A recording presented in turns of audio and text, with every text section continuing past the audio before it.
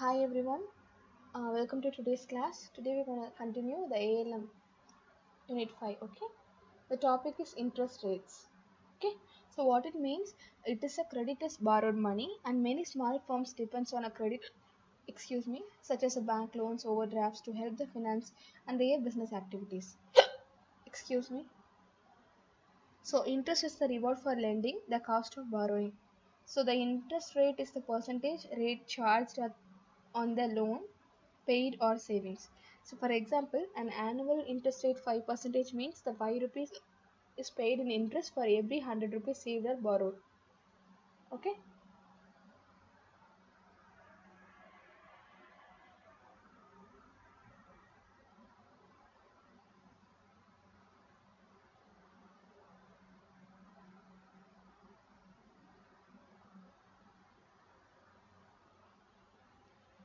So by this, an increase in interest rate can be affect business in two ways. Okay.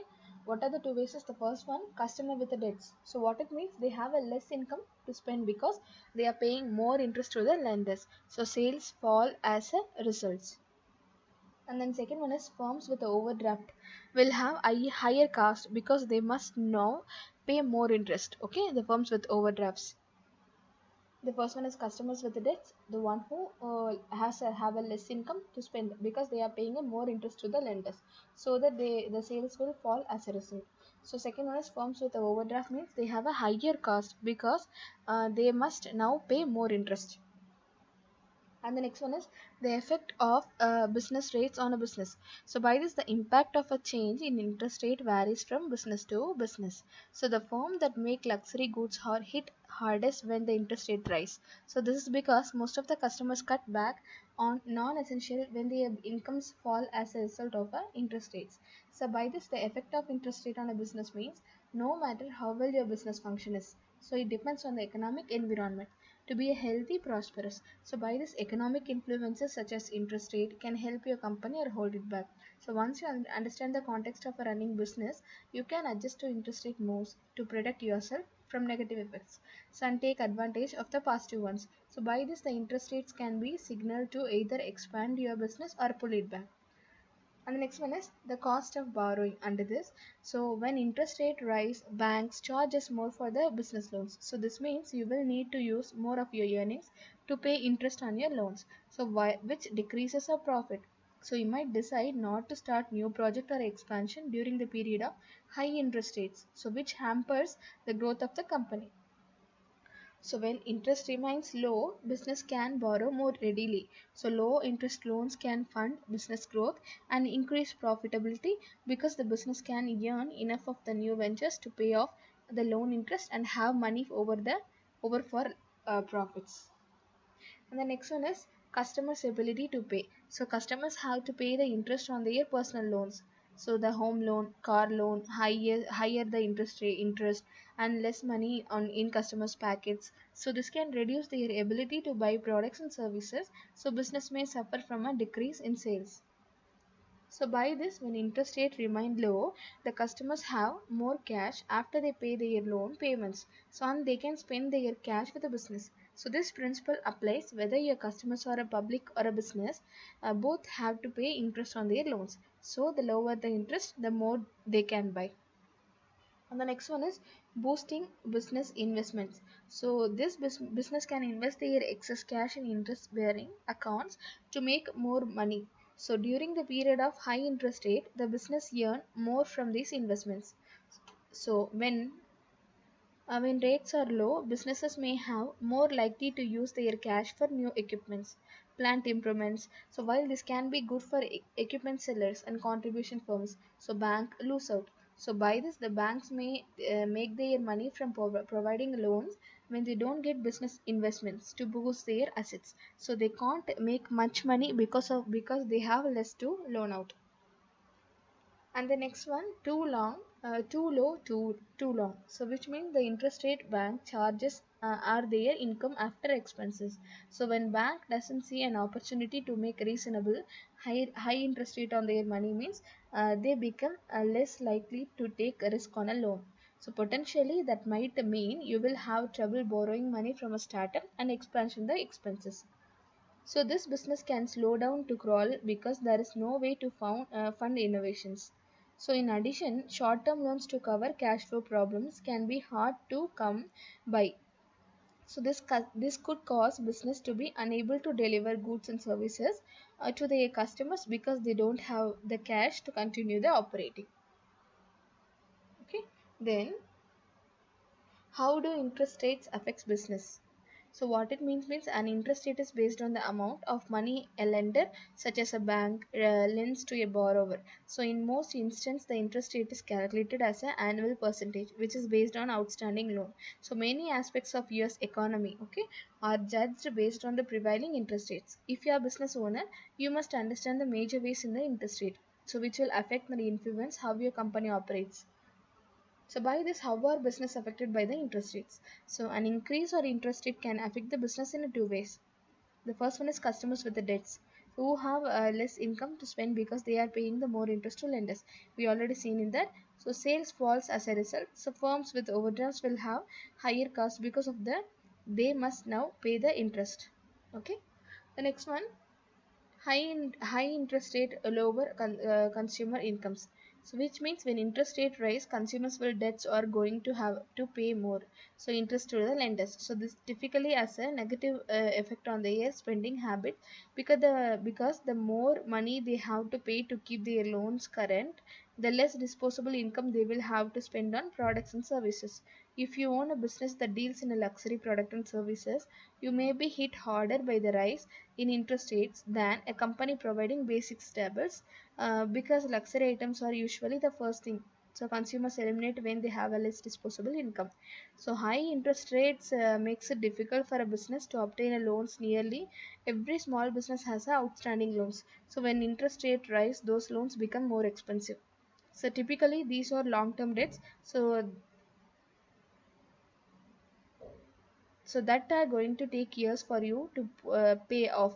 So any increase in interest rate on those loans means you are going to carry the debt longer and pay more money. So in addition, higher interest rate means it will be more difficult to take out new short loans to help pay for unexpected expenses to expand your business when necessary. This can short circuit the growth of your company for months or even years. Next one, low interest rates can spur consumer spending. Okay.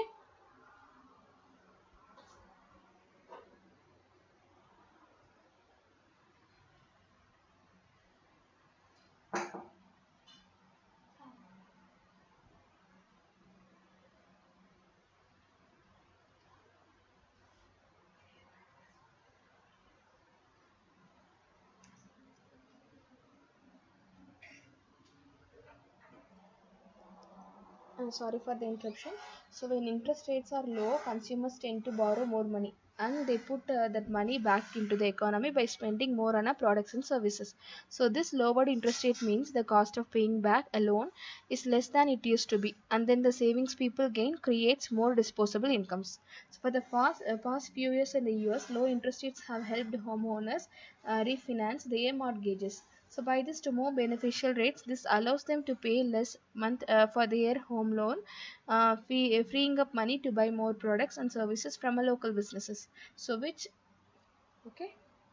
So the next one, low interest rates can spur business expansion and growth. So which means it makes it much more beneficial for you to take out new loans to invest in the expansion of your business. So locking in a lower interest rate means your loan cost will you less in the long run. So you may also be able to refinance some of the outstanding loans during the period of sustained low interest rates. So which is helped in stabilize your debt slope when rates are low. So it also means you can take the available cash in your business generous and place it in high yield accounts. Excuse me.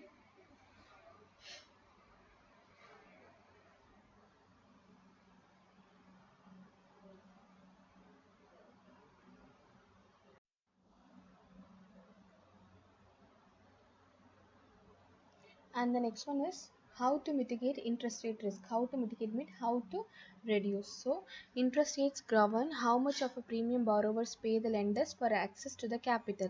So higher interest rate encourage more borrowings and lower interest rates encourage less borrowings. So by this, central banks use mandatory policy tools to influence interest rates and economic growth by adding or removing liquidity from the financial system of corporation to access. The next one is impact of interest rates.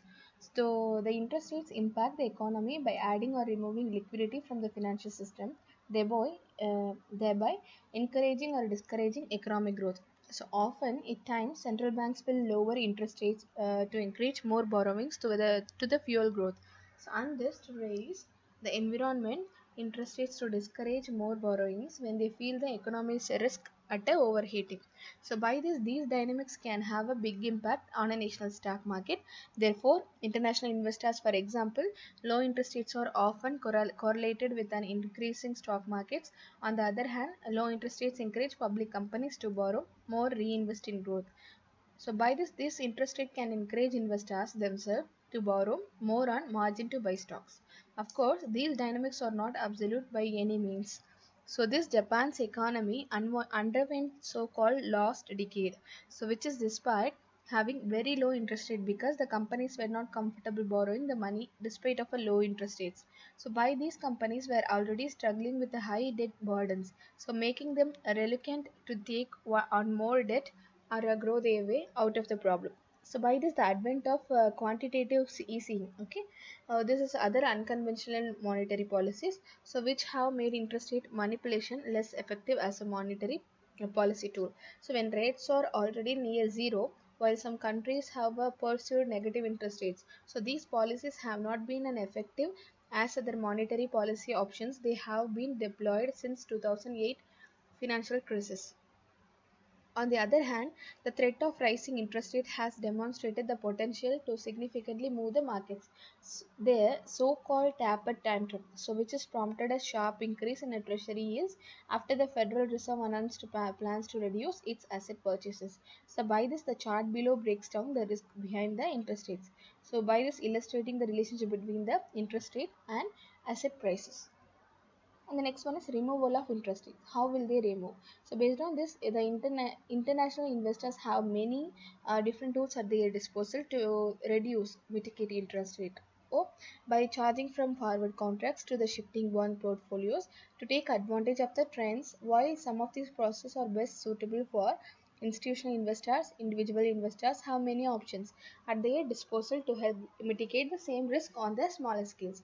So by this, the most popular strategies to protect against rising interest rates, which include buy interest rate futures, which means which sophisticated investors can purchase future contracts and government bonds or interest rate funds. So these trades enable them to lock in a certain interest rate and hedge their portfolios.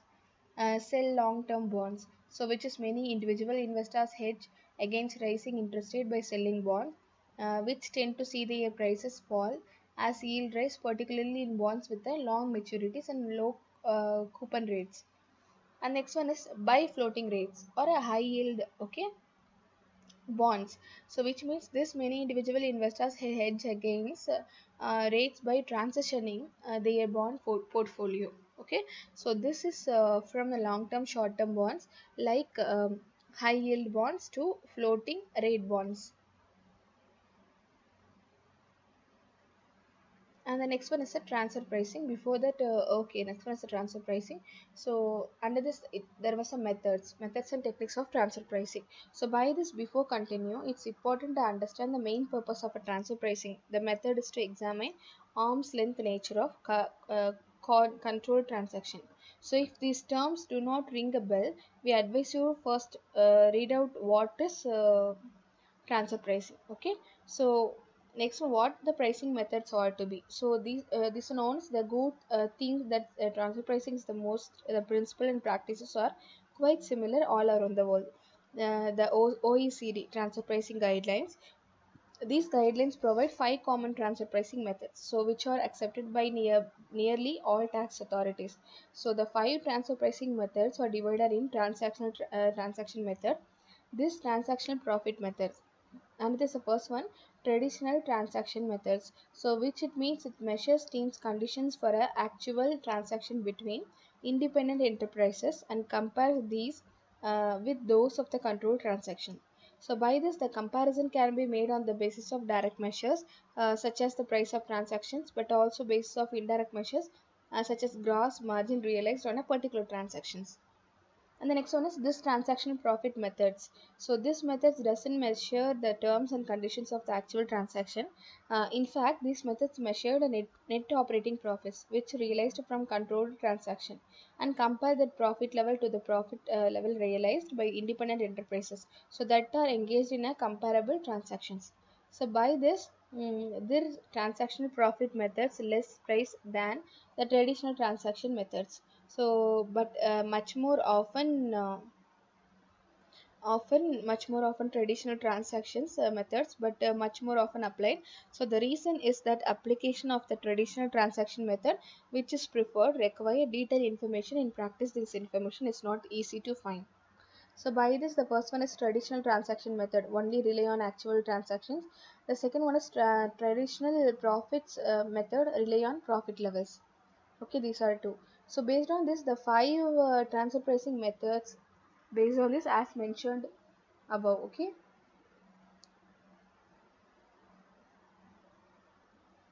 So based on this, there are five. This OECD, okay, OECD guidelines discuss five transfer pricing methods that may be used to examine the arm's length nature of control transaction. So three these methods are traditional transaction methods, while the remaining two are transactional profit method. So we list the methods here. The first one is a cup method. Second one is a resale method. The first one is under traditional transaction method, cup method, resale method, cost plus method. Under transaction profits method, transactional net margin method, NMM, transaction profit split method. Okay, so by this net margin method has two types: net cost plus margin, net resale minus margin.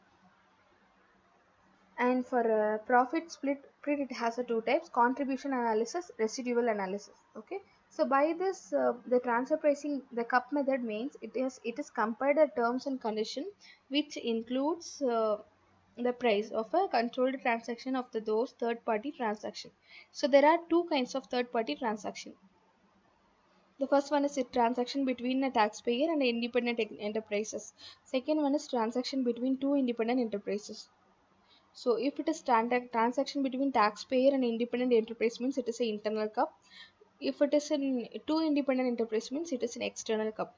So I have given the example which you can go through in your material with a diagram which easily you can understand that. Okay. So in this art, one sec.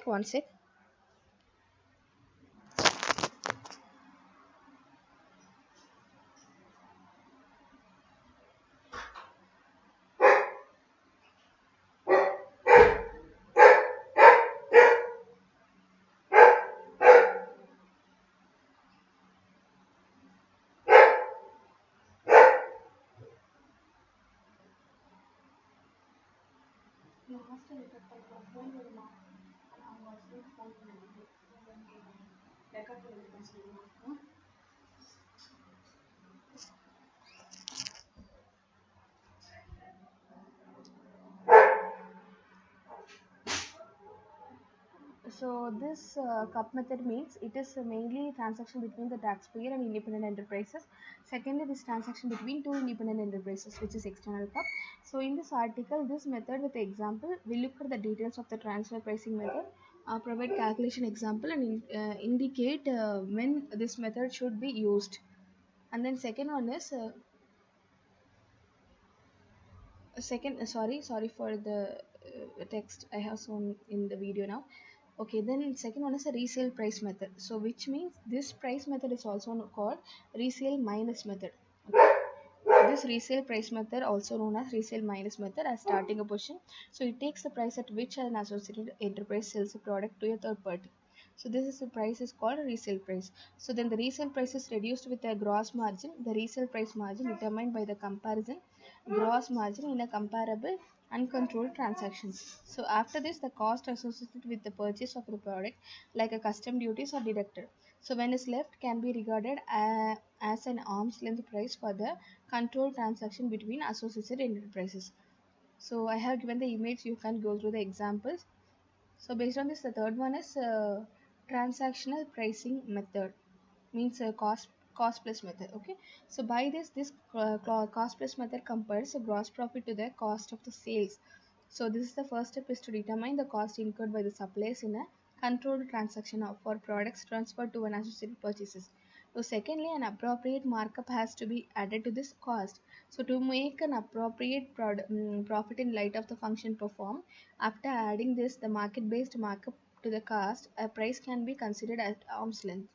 So the application of the cost plus method requires the identification of markup on cost applied for comparable transaction, so which is between independent enterprises.